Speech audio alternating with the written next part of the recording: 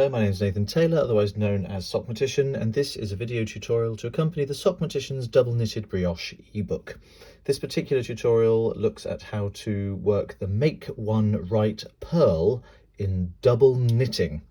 It's a one stitch purl increase that shows on the facing side of the fabric leaning to the right and leans in the same direction on the opposite side of the fabric, which means it leans to the left when you turn the fabric over.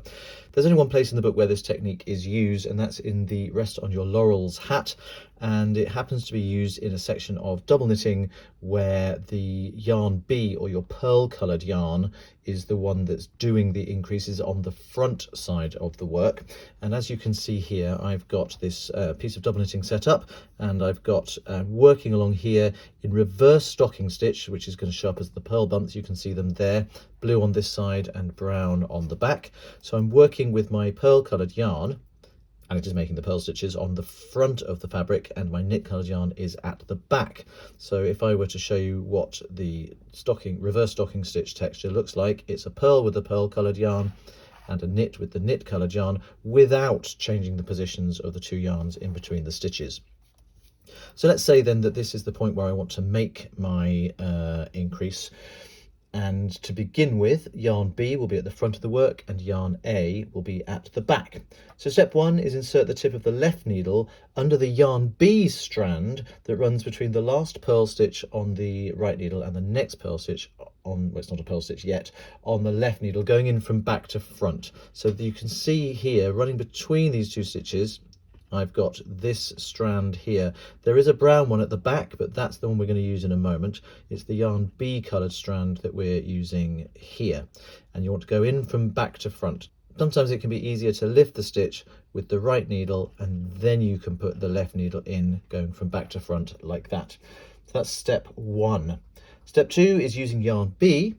Purl that strand through the front leg. Now it doesn't look like it's going to do anything at all, but purling it through the front leg is actually going to give that stitch enough of a twist to give you that purl bump there. You see we've now made a perfect purl bump looking stitch out of our pearl coloured yarn where there wasn't one before.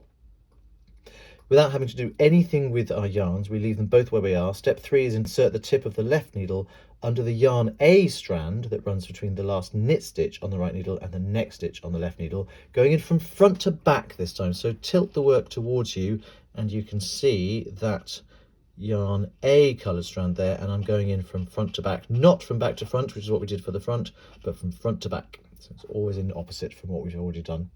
And then step four, using yarn A, which is this one over here, knit into that strand through the back leg.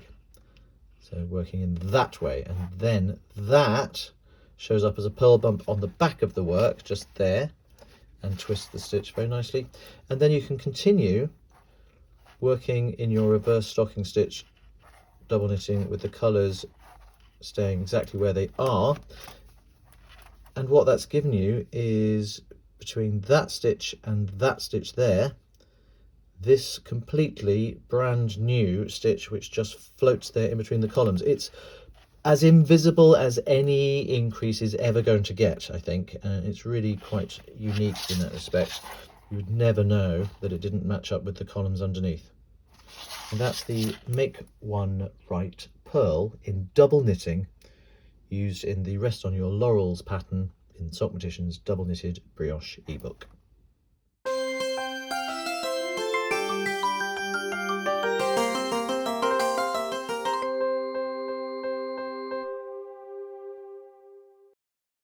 Zip!